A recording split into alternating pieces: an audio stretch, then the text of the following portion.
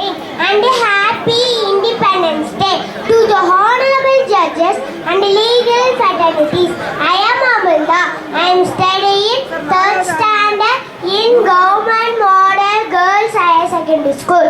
Today is not just another holiday, but a day to remember and celebrate our freedom.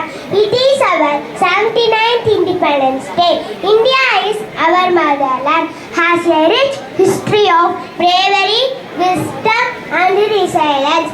Every year on August 15, we hoist our tricolor flag, sing our national anthem and remember our brave freedom fighters who sacrificed their lives for our independence. Names like Mahatma Gandhi, Jawaharlal Nehru, Sardar Vallabhbhai Patel and many others echo in our heart, reminding us for our determination. I often hear stories from my grandparents about the struggle for independence, non-violent protest and the spirit of unity.